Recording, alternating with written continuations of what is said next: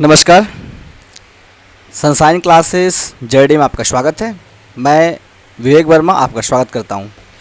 हम लोग जेटेट पढ़ रहे हैं और जेटेट में हम लोग ने क्लास के सिलेबस को देखा, साथ में हमने पेपर 2 के सिलेबस को भी देखा, पेपर 1 के सिलेबस को भी देखा, साथ में बाल विकास एवं शिक्षा शास्त्र के पहले चैप्टर को हमने देखा, विकास की अवधारणा एवं शिक्षा से इसका संबंध। और उसी चैप्टर्स के आगे कड़ी को हम लोग लेके आए हुए हैं और हम उसके पार्ट 2 भाग को लेके आए हुए हैं। आप पिछले वीडियो नहीं देखें तो आप पहले मेरे यूट्यूब चैनल पे जाके या फेसबुक पेज पे जाके आप पिछले वीडियो को आप देख सकते हैं। आज हम लोग पढ़ेंगे विकास के अभिलक्षण। विकास के क्या क्या अभिलक्षण हैं, क्या क्या गुण हो सकते हैं। अगर हम देखें तो विकास के गुण बहुत हैं। विकास जो है वो एक ऐसा प्रक्रिया है जो हमारे जीवन के मतलब जब हम लोग जीवित होते हैं, मतलब जब हमारे में जान आती है तब से लेकर मृत्यु पर्यंत तक चलती है। लेकिन इसमें क्या क्या आखिर अभिलक्षण है, क्या क्या लक्षण पाए जाएंगे जिसके कारण हम कह सकते हैं कि वो विकास ही है। इन सारे चीज़ों को समझने के लिए हमने कुछ 8 टॉपिक्स लिखे हैं और इस पर हम लोग आज चर्चा करेंगे कि विकास के आखिर क्या क्या गुण हैं और किन किन अवस्थाओं के साथ, किन किन परिवेशों में, किन किन समस्याओं में के साथ हम विकास को, गति को आगे बढ़ाते हैं और कैसे कैसे अवस्थाओं को लेकर हम विकास करते हैं। चलिए शुरू करते हैं। अगर आप ये वीडियो फेसबुक पे देख रहे हैं तो मेरे पेज को लाइक कीजिए और अगर ये वीडियो आप यूट्यूब पे देख रहे हैं तो मेरे पेज को सब्सक्राइब कीजिए, मेरे यूट्यूब चैनल को सब्सक्राइब कीजिए और ज़्यादा से ज़्यादा लाइक और शेयर कीजिएगा। आपके पास जेटेट के सभी वीडियो आपके पास मिलते रहेंगे और आप अगर हमारे साथ जुड़ना चाहते हैं तो हमारे व्हाट्सएप नंबर 8674894098 पर हमें व्हाट्सएप करें। अपना नाम और नंबर लिखकर आपको वहाँ PDF और नोट्स मिलेंगे। वीडियो आपके लिए बिल्कुल मुफ्त है। आप वीडियो का आनंद लें और सही तरीके से पढ़ें और जेटेट की तैयारी में अपने आप को अग्रणीय पाएं। हमने लिखा कि विकासात्मक परिवर्तन प्रायः व्यवस्थित, प्रगतिशील और नियमित होते हैं। अगर हम देखें तो विकासात्मक परिवर्तन मतलब विकास के साथ होने वाले परिवर्तन क्या होते हैं, एक नियम व्यवस्थित तरीके से होते हैं। प्रायः मतलब जब हम कह सकते हैं कि वो व्यवस्थित, मतलब हम कह सकते हैं ऐसा नहीं है कि कल विकास हो अगला दिन नहीं हो, परसों विकास हो अगला दिन नहीं हो, या एक साल विकास हो अगला साल नहीं हो, ऐसा नहीं है। वो व्यवस्थित ढंग से चलता है। मतलब अगर वो विकास हो रहा है, हमारा पहले साल हमारे उम्र में कुछ बढ़ोतरी हुई तो हमारे शरीर के आकार में, शरीर की अवस्था में, हमारे शरीर के अंदर की अवस्था में और शरीर के सभी भागों में विकास हुआ। हमारे संवेगात्मक शक्ति में, सोचने की शक्ति में, समझने की शक्ति में अलग अलग तरीके में विकास हुआ। तो हम कह सकते हैं विकासात्मक परिवर्तन जो है वो व्यवस्थित ढंग से चलती है और प्रगतिशील होती है, मतलब आगे बढ़ती रहती है। प्रगतिशील का मतलब है कि हमेशा प्रगति की ओर, प्रगति के पथ में चलते रहती है, आगे बढ़ते रहती है और यह हमेशा सामान्य से विशिष्ट की ओर चलती है। किस ओर चलती है? सामान्य से विशिष्ट की ओर। मतलब एक व्यक्ति अगर सामान्य है, जो नॉर्मल है, तो उससे वह विशिष्टता की ओर जाता है। अगर वो व्यक्ति बहुत कमज़ोर है, मतलब मान सकते हैं कि व्यक्ति बहुत छोटा व्यक्ति था या उस व्यक्ति के सोचने की शक्ति कम थी, लेकिन उन्हें अच्छा इन्वायरमेंट मिला तो वो अपनी विशिष्टता को प्रदान किया और उसे सोचने की शक्ति, समझने की शक्ति उसमें डेवलप हुआ। कोई व्यक्ति माँ के गर्भ से या कोई व्यक्ति प्रकृति से विकास होकर नहीं आता है। माँ के गर्भ से वो अपने गुणों को लेके तो आता है, लेकिन वो अपने आप को डेवलप पर्यावरण के साथ, समाज के साथ जोड़ के ही करता है। तो हमेशा सामान्य से विशिष्ट की ओर जो है विकास होता है। दूसरा अगर कहें कि सामान्य से जटिल की ओर भी होता है। अगर सरल से जटिल की ओर, मतलब अगर सरल प्रक्रिया के द्वारा वो अपने जीवन को देख रहा है तो जटिलता की ओर भी वो विकास की ओर जाता है। मतलब शरीर अगर कोई सरलता से काम कर सकता है, मान लेते हैं कि कोई व्यक्ति 10 किलो का वजन उठा रहा है तो व्यक्ति अगला दिन जटिल प्रक्रिया करके 100 किलो का भी वजन उठाने की क्षमता रख सकता है। बॉडी बिल्डर होते हैं ऐसा। तो सामान्य से जटिल की ओर उसकी विकास की अवधारणा चलती रहती है। तीसरा अगर कहें तो एकीकृत से क्रियात्मक स्तर की ओर चलती है। अगर देखें तो एकीकृत से क्रियात्मक स्तर की ओर, एकीकृत से क्रियात्मक स्तर की ओर जो है विकास चलती है। मतलब कह सकते हैं कि जब वो छोटा था, जब वो उसके हमारे मान लो एक बच्चा का हम अवधारणा को समझ रहे हैं, तो बच्चा जब छोटा था तो उसके अंदर समझ शक्ति नहीं थी, उसके अंदर अपने अपनत्व की भावना थी, मतलब सिर्फ हम हैं तो हम हैं, उसमें अंदर उसकी उसकी चाह के सिवा किसी और की चाह इंपॉर्टेंट नहीं रखती थी।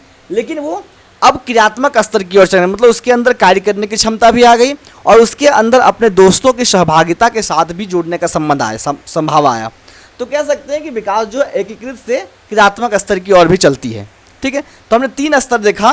पहला क्या देखा कि सामान्य से विशिष्ट की ओर, सरल से जटिल की ओर और एकीकृत से क्रियात्मक स्तर की ओर। ये सारे क्वेश्चन जो एग्जाम में आ जाते हैं कि विकास की अवधारणा में सरलता से जटिलता की ओर विकास की अवधारणा है या नहीं है, तो एकदम देखेंगे एकदम है। जब हम लोग क्वेश्चन डिस्कशन करेंगे तो इस पर चर्चा करेंगे हम लोग।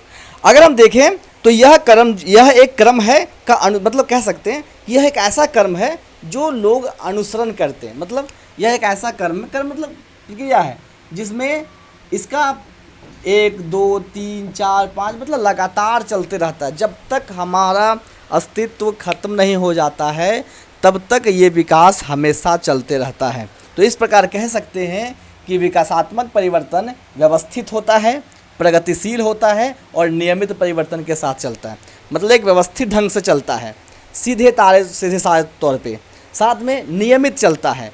मतलब हमेशा ऐसा नहीं कि कभी रुक जाता है, एक साल मन की हम नहीं विकास करेंगे तो ऐसा नहीं कर सकते हम लोग। और साथ में प्रगतिशील होता है, हमेशा सरल से जटिल की ओर, विशिष्ट सामान्य से विशिष्टता की ओर चलता है। तो इस प्रकार हम ये कह सकते हैं कि विकास जो है हमें अलग अलग पक्षों में हमारी मदद करती है।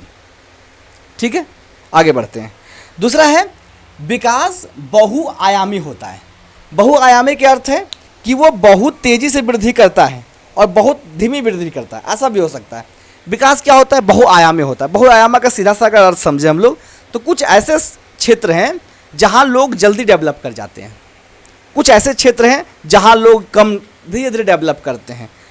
इसमें सबसे अधिक होता है संवेगात्मक विकास, मतलब माइंड के डेवलपमेंट का विकास जो इसमें कह सकते हैं।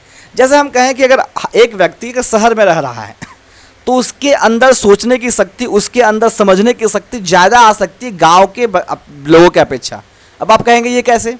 तो ये इसलिए क्योंकि उसको जो इन्वायरमेंट मिल रहा है, उसको जो अगल बगल का पर्यावरण मिल रहा है, उसके अगल बगल का जो लोग मिल रहे हैं वो बिजी हैं, उसके अंदर बहुत सारी चीज़ें दिख रही है। और हमारे गांव में जो या आपके गांव में जो जहां हम लोग रह रहे हैं वहाँ जो लोग हैं वो उनमें बहुत सारी कमी है। कमी किस आधार पे है? उनमें उनके पास काम की कमी है, उनके पास नए सोच की कमी है। तो ये कह सकते हैं कि विकास जो है वो बहुआयामी हो सकता है, मल्टी डायमेंशन हो सकता है। कुछ क्षेत्रों में विकास बहुत तेज़ी से वृद्धि करता है और कुछ क्षेत्र ऐसे होते हैं जहाँ विकास बहुत धीरे धीरे होता है। तो ये भी हो सकता है, लेकिन विकास प्रगतिशील होता है, ऐसा नहीं है कि प्रगतिशील नहीं होता है। तो विकास क्या हो सकता है? बहुआयामी होता है। कुछ क्षेत्रों में बहुत तेज़ी से विकास करता है और कुछ ऐसे क्षेत्र होते हैं जहाँ बहुत धीरे धीरे विकास करता है। तीसरा अगर कंडीशन देखें तो विकास बहुत लचीला होता है। विकास बहुत लचीला होता है। अगर हम देखें तो कभी कभी ऐसा होता है कि हम अपने पिछले विकास के आधार पे ज़्यादा विकास कर जाते हैं। ऐसा नहीं है कि पहला साल अगर हम मान लेते हैं कि पहला साल हमने 1 सेंटीमीटर में मापने की कोशिश कर रहे हैं कि 10 सेंटीमीटर हमने विकास किया, तो ये निर्भरता नहीं करता है कि अगला साल भी हम लोग 10 सेंटीमीटर विकास करेंगे। एक अनुमान मान रहे हैं, ऐसा नहीं होता है कि सेंटीमीटर में हम लोग विकास करते हैं। तो अगर हम ये देखें तो पिछले विकास की दर की तुलना में हम आगे बेहतर प्रदर्शन भी विकास के रूप में कर सकते हैं। तो हम ये कहना अगर सही नहीं हो सकता है कि विकास हमेशा इक्वल होता है, लेकिन लचीलापन इसमें जरूर होता है। मतलब विकास में लचीलापन होता है। विकास में क्या होता है? एक लचीला देखा जाता है, जिसके अनुसार कभी कभी क्या होता है? विकास ज़्यादा हो जाता है, कभी कभी क्या होता है? विकास कम हो जाता है, कभी कभी क्या होता है? विकास जो है शिथिल हो जाता है, शिथिल पड़ जाता है। हम देखते हैं एक उम्र के बाद बच्चा विकास करना बंद कर देता है। उसके शरीर में हमें जो दिखता है, शरीर के बाहरी संरचना का विकास होना बंद कर देता है। लेकिन कभी कभी क्या होता है? उसको माहौल मिलने के बाद एकाएक वो बढ़ जाता है। जैसे आप देखे होंगे आपके साथ पढ़ने वाले स्टूडेंट्स, आपके साथ पढ़ने वाले आपसे हो सकते कद में छोटे हो या बहुत बड़े हो, कुछ दिन के बाद जब उससे मिले तो आपसे जो छोटे थे वो बड़े हो गए, और या फिर जो बड़े थे वो उतना ही बड़े रह गए। हल्का सा भी परिवर्तन उसमें नहीं दिखाई दिया। तो कभी कभी क्या होता है कि विकास जो है लचीला दिखाई देता है उसमें, कभी कभी अपने पिछले विकास के आधार पे वो अगला विकास जो है वो तय हो जाता है, और निश्चित तौर पे वो अपने कर्म से चलता ज़रूर है लेकिन ज़्यादा कम हो सकता है। आगे अगर इसी में कहें तो एक अच्छा परिवेश शारीरिक शक्ति और स्मृति और बुद्धि के स्तर पर अनावश्यक सुधार ला सकता है। अगर हम देखें तो इसमें अगर लचीलापन में अगर अच्छा परिवेश मिल गया, अगर अच्छा परिवेश मिल गया तो हमारी स्मृति को बढ़ा सकता है और शारीरिक शक्ति को भी बढ़ा सकता है। अगर एक अच्छा परिवेश मिल गया तो शारीरिक शक्ति को, स्मृति को और साथ में बुद्धि को भी बढ़ा सकता है। परिवेश बहुत इंपॉर्टेंट है। एक अच्छा परिवेश एक बच्चा को बिगाड़ने और संवारने का बहुत बड़ा कारण होता है। इसलिए कहा जाता है कि पहले माता पिता, तो पहले गुरु जो है हमारे माता पिता होते हैं बच्चे का, लेकिन उसके बाद जो परिवेश आता है वो निर्भर करता है कि बच्चा कितना विकास करेगा। तो क्या कह रहा है कि लचीलापन में एक अच्छा परिवेश बहुत इंपॉर्टेंस रखता है। वो क्या करता है, उसके स्मृति का विकास करने में, शक्ति का विकास करने में और बुद्धि का विकास करने में एक अहम भूमिका निभाता है। इस प्रकार हम ये कह सकते हैं कि विकास लचीलापन होता है। परिवेश मिलने के साथ साथ उसका विकास डेवलपमेंट हो सकता है। इसका एग्जाम्पल अगर लेने की कोशिश करें तो हम क्या देखेंगे कि मान लेते हैं एक व्यक्ति गांव में रह रहा है, हमारे साथ 5 क्लास तक पढ़ा, दोनों हम लोग साथ में पढ़ रहे थे, हम 5 क्लास तक पढ़े, वो भी 5 क्लास तक हमारे साथ पढ़ा, एक स्कूल में पढ़ा, हम लोग गांव के स्कूल में पढ़ रहे थे। हम गांव के स्कूल में ही रह गए और मेरा दोस्त जो है शहर चल गया। जब हम उससे 20 साल या 10 साल बाद मिलते हैं तो हमारे और उसमें इतना अंतर दिखाई देता है कि हम और वो जब तुलना करते हैं तो हमें लगता है कि वो हमारा दोस्त है। ये हमें अनुभव तक नहीं होता है, क्योंकि उसका जो विकास, उसको जो सोचने की शक्ति होती है, उसमें समझ की शक्ति होती है, उसके अंदर समाज की जो प्रवृत्तियाँ होती है वो हमसे काफ़ी अलग होती है। तो ये क्यों हुआ? क्योंकि उसको अच्छा परिवेश मिल पाया, उसको स्मृति में विकास हो पाया, उसके स्मृति में विकास हुआ, उससे शक्ति हुई, उसकी बुद्धि में ज़्यादा विकास हो पाया, क्योंकि उसे सोचने के लिए बहुत सारे चीज़ें मिले और हमने गांव में रहकर कम चीज़ें सोच पाया। तो ये भी एक विकास की अवधारणा के साथ ही हम जोड़ के इसे देखेंगे। आगे देखेंगे चौथा नंबर पॉइंट में, विकासात्मक परिवर्तन में प्रायः परिपक्वता में क्रियात्मकता के स्तर पर उच्च स्तरीय वृद्धि होती। इसका मतलब क्या है कि जब विकासात्मक परिवर्तन होते हैं तो परिपक्वता में क्रियात्मकता मतलब फंक्शनल, हमारे परिपक्व होने का सीधा सा मतलब जैसे आम पक रहा है, मतलब आम में परिपक्वता आ रही है। तो वो तो एक छोटे से एग्जाम्पल उधर से हुआ, लेकिन यहाँ परिपक्वता की बात करें हम लोग तो इसका मतलब है कि हम परिपक्व हो रहे हैं, हम अपने उम्र के साथ, अपने सोच के साथ, हम अपने विचारों को भी मजबूत करते हुए हम अपने अगले अवस्था में जल्दी जल्दी जा रहे हैं। और अगर हम शेषवा अवस्था में है तो बाल्यावस्था में है तो किशोरावस्था की ओर, किशोरावस्था में है तो प्रौढ़ावस्था की ओर परिपक्व होने के साथ जा रहे हैं। सिर्फ हमारे शरीर का विकास नहीं हो रहा है, हमारे मस्तिष्क के सोचने की और हमारे पूरे संवेदनात्मक का, स्मृति का, बुद्धि का, सभी चीज़ों का विकास हो रहा है। तो अब ये कह सकते हैं कि विकासात्मक परिवर्तन में प्रायः परिपक्वता में क्रियात्मकता के स्तर पर उच्च वृद्धि होता है। मतलब परिपक्वता में क्रियात्मकता के स्तर पर क्या होती है, एक उच्च वृद्धि होता है। इसमें देखेंगे तो क्या समझ में आएगा हमें, इस एग्जाम्पल के तरीके से समझें तो देखो एक चीज़ देखिए कि हमें सबसे ज़रूरी चीज़ क्या है कि सभी चीज़ के एग्जाम्पल को क्रिएट कर लेना। अगर आप सभी चीज़ें को एग्जाम्पल के थ्रू समझ लेंगे तो उसे याद करने की ज़रूरत ख़त्म। तो हम सभी चीज़ को एग्जाम्पल के साथ जोड़ देते हैं। अगर एग्जाम्पल के साथ जोड़ने का आप प्रयास कर लेते हैं तो एक याद करने की जो झंझट हमारे पास जो आती है वो नष्ट हो जाती है। तो हम एग्जाम्पल के साथ जगह जोड़ के देखें तो इसे हम कहेंगे कि अगर एक बच्चा मान लेते हैं कि 2 साल में कुछ शब्दावली को बोल नहीं पाता, कुछ जटिल शब्द को नहीं बोल पाता है, लेकिन जैसे वो 12 साल या 15 साल का होता है वो जटिल शब्दों को उच्चारण आसानी से कर सकता है और शब्दावली को पकड़ जो है उसके अंदर आ जाती है। तो ये परिपक्वता जो है विकास के साथ आता है। हम लोग सोच लेते हैं कि नहीं उम्र बढ़ गया तो आ जाएगा, लेकिन ऐसा नहीं होता। कुछ बच्चे ऐसे होते हैं जिनका उम्र बढ़ जाता है लेकिन वो शब्दावली का उसके समझ में नहीं आता है, क्योंकि उसको उस प्रकार का परिवेश नहीं मिलता। तो परिवेश भी जिम्मेदार है। आप देखे होंगे कोई 8 क्लास का बच्चा मैथ का बुक या मैथ का बुक छोड़िए, हिंदी का बुक आप अच्छी तरीके से रीडिंग नहीं डाल पाता है। इसका सीधा सा अर्थ है कि उसको अच्छा परिवेश नहीं मिला। परिवेश भी इम्पोर्टेंट है, लेकिन कुछ ऐसा बच्चा होता है जो 3 क्लास में 2 क्लास में भी है और वो अच्छी तरीके से रीडिंग डाल सकता है। इसका मतलब उसे अच्छा परिवेश मिला, और वो 2 क्लास में भी मतलब कम उम्र में भी शब्दावली की जटिलता को समझ रहा है। इसका मतलब कि उसमें परिपक्वता जल्द आ रही है। कभी कभी ऐसा होता है कि ये विकास जो है हमें दिखाई भी नहीं देती है।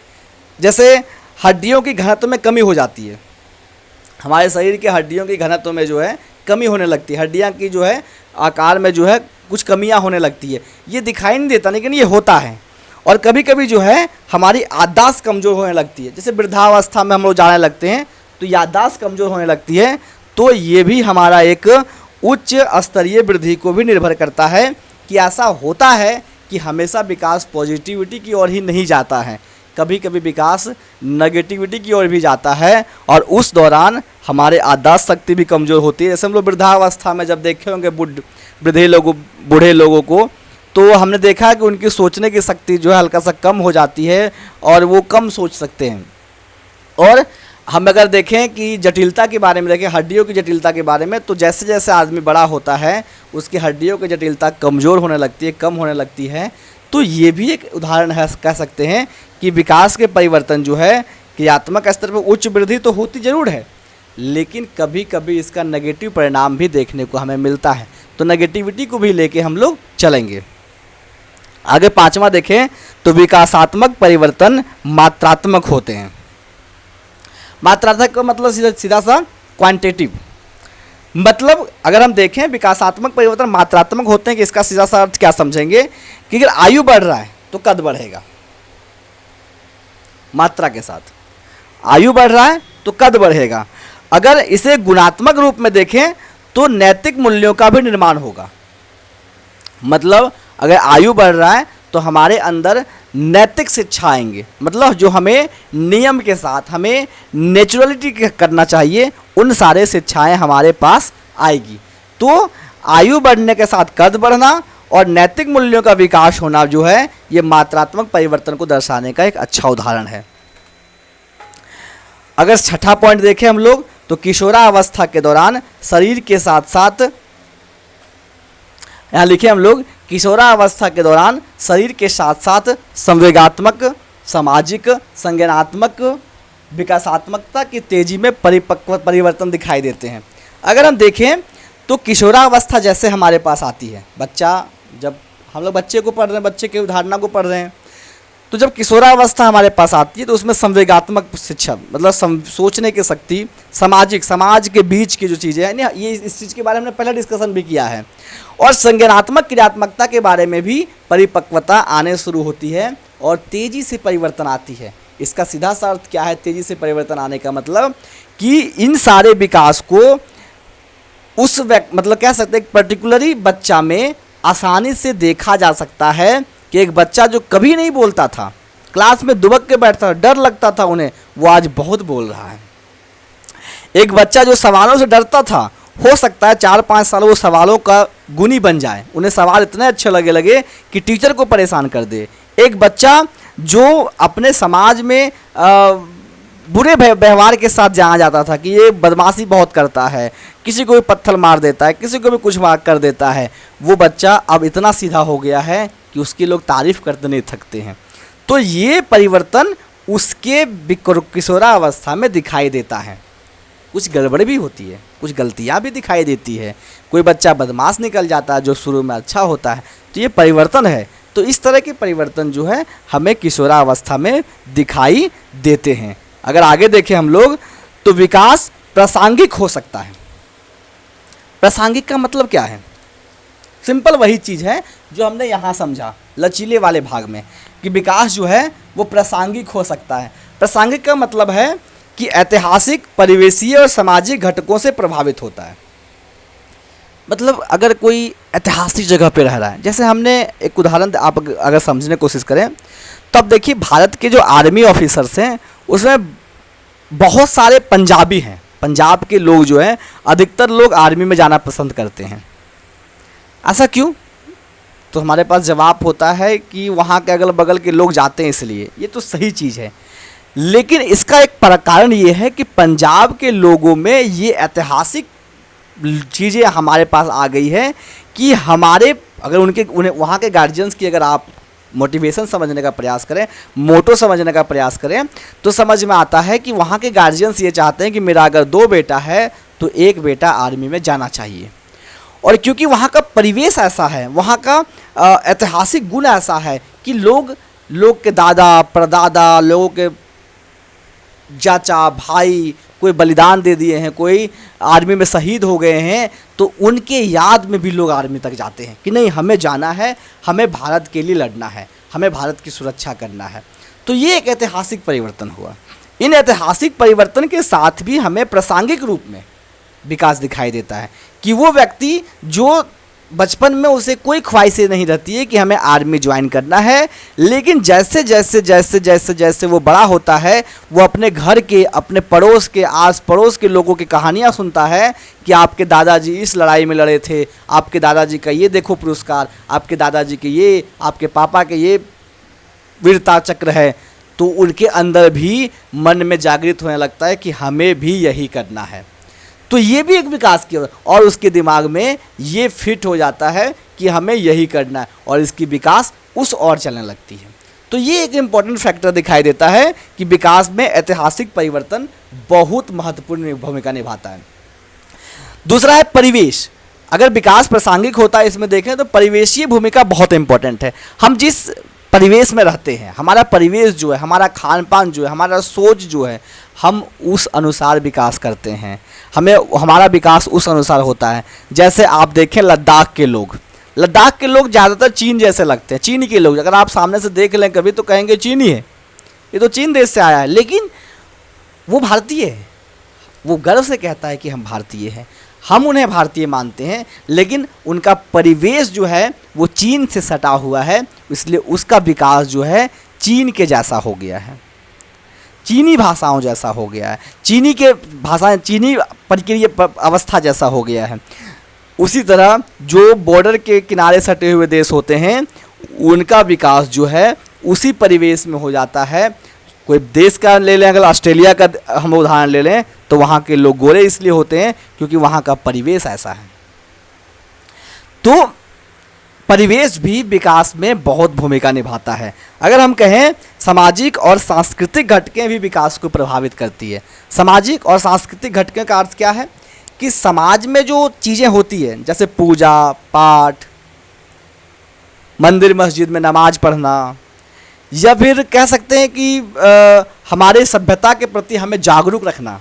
हम अपनी सभ्यता के प्रति जागरूक हैं कि हम अपने कल्चर को बचाए रखेंगे, हम पेड़ लगाएंगे, हम लोगों को न्याय दिलाने का प्रयास करने में सफल, मतलब कम से कम कुछ योगदान तो देंगे, हम लोगों के बीच जाने का प्रयास करेंगे, लोगों को अच्छी बातें सिखाएंगे। इन सारे भी प्रक्रियाएं विकास को समझाने में, विकास को बढ़ाने में एक अहम भूमिका निभाती है। इसलिए कह सकते हैं कि विकास प्रासंगिक हो सकता है। और अंतिम पॉइंट है कि विकासात्मक परिवर्तन की दर अथवा गति में उल्लेखनीय व्यक्तिगत अंतर हो सकते हैं। इसका अर्थ क्या है?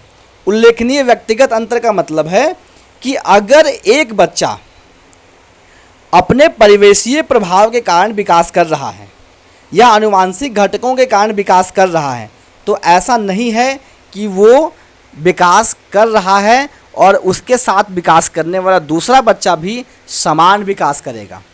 अगर हम 2 बच्चा को ऑब्जर्व करें कि एक साथ 2 बच्चा को ऑब्जर्व कर रहे हैं, दोनों को हम 5 साल से ऑब्जर्व कर रहे हैं, दोनों को एक ही तरह से ट्रीट कर रहे हैं, एक ही खाना दे रहे हैं, एक ही जगह पे रख रहे हैं, एक ही तरह के सोच उसमें डाल रहे हैं, लेकिन विकास एक नहीं होगा। उसमें ये देखा जा सकता है कि अगर एक औसत बच्चा 3 वर्ड्स को, एक उदाहरण के द्वारा सीखें अगर हम लोग, अगर एक औसत बच्चा 3 शब्दों को 2 साल 3 साल में बोल पाता है, तो दूसरा बच्चा उसी 3 शब्दों को 1 साल में ही बोल रहा था, 2 साल 1.5 साल में ही बोलना शुरू कर दिया। तो इस प्रकार हम कह सकते हैं कि योग्यता जो है जल्दी, कुछ बच्चे जो हैं अपनी योग्यता जल्दी प्राप्त कर लेते हैं, अपनी योग्यता को तेज़ी से ग्रहण कर लेते हैं और विकास को प्रभावित करते हैं। तो हमने ये आठों को एक एक करके समझा। इस पे आधारित जो क्वेश्चंस हैं, चैप्टर ख़त्म होने के बाद सब क्वेश्चन डिस्कशन कराएंगे और क्वेश्चन को भी भली भांति पूर्वक हम लोग समझेंगे, जिसमें क्वेश्चन के एक एक एग्जाम्पल, एक एक पॉइंट्स को हम अच्छे तरीके से समझाने का प्रयास करेंगे। आपको करना क्या है कि इन पॉइंट्स को लिखना है और जो हमने कहा, जो हम डिस्कशन कर रहे थे, उसमें अगर आपको अच्छी पॉइंट्स कुछ लग रहे हैं तो उसके साथ आपको लिखते चलना है। जैसे आप बाद में कभी पढ़ें तो आपको वो चीज़ तुरंत याद हो जाए कि हमने ये पढ़ा था। आप सभी शिक्षक हैं तो आप इतने तो जानते हैं कि हमें क्या करना है, और आपसे रिक्वेस्ट है कि आप इसे ज़रूर उतारें। आप लोगों को ज़रूर बताएं कि सर क्लासेस ले रहे हैं, हम लोग भी जुड़ें आपके साथ। वीडियो आपके लिए बिल्कुल मुफ्त है। आपको क्या करना है, वीडियो जो है आप हमें कांटेक्ट करें इस व्हाट्सएप नंबर पे, आपको वीडियो बिल्कुल मुफ्त उसका लिंक मिल जाया करेगा प्रतिदिन। साथ में मात्र 1000 रुपया फ़ी रखा गया है, जिसके ये क्यों रखा गया है, क्योंकि हम मेहनत कर रहे हैं तो हमें भी कुछ मिलना चाहिए। आपको भी पता है कि कुछ, ये बहुत कम फ़ी है, 1000 रुपया फ़ी रखा गया है। और ये फ़ी इसलिए रखा गया है क्योंकि आपको वीडियो तो हम मुफ्त इसलिए दे रहे हैं कि आप पढ़ सकें, कोई दिक्कत नहीं है। जिसको जो फ़ी नहीं जमा करना चाहते, आपको PDF मिल सके और साथ में आपको नोट्स मिल सके, कुछ ऐसे चीज़ें जो प्रैक्टिस सेट में आपकी अहम भूमिका निभाएंगी। ये आपको व्हाट्सएप के माध्यम से मिलेंगे। जो हमारे क्लासेस को ज्वाइन करिए हैं उन्हें मिल रहा है। आपसे अनुरोध है कि अगर आप ज्वाइन करना चाहते हैं तो हमसे इस व्हाट्सएप नंबर पर कॉन्टैक्ट करें। आप कैसे पैसा पे कर सकते हैं इसके बारे में हमसे पूरा ब्यौरा पा सकते हैं। आपको वीडियो अच्छा लग रहा हो तो शेयर ज़रूर करें, लाइक करें। फेसबुक पे देख रहे हैं मेरे पेज को लाइक करें, और अगर आप यूट्यूब पे देख रहे हैं तो चैनल को सब्सक्राइब करें। Thank you. मिलते हैं नेक्स्ट क्लास में। नेक्स्ट क्लास में पढ़ेंगे हम लोग विकास के आयाम। विकास के आयाम में हम लोग पढ़ेंगे शारीरिक विकास, संवेगात्मक विकास, अलग अलग सभी विकास को। ये सारे चीज़ें देखने जो मिला ना हमको, संवेगात्मक, संज्ञात्मक, सामाजिक, ये सारे विकास को अलग अलग समझेंगे।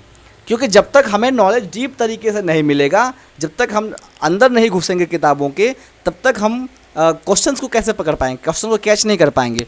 तो क्वेश्चन को कैच करने के लिए हमें सबसे पहले उन्हें डीप तक जाना होगा। फिर देखिएगा क्वेश्चन अपने आप आंसर, हमारे कहने से पहले आप आंसर बता दीजिएगा जब हम क्वेश्चन पे डिस्कशन करेंगे। ठीक है, मिलते हैं नेक्स्ट वीडियो में। तब तक के लिए थैंक यू। सभी लोग पढ़िए और वीडियो को ज़्यादा से ज़्यादा शेयर कीजिए।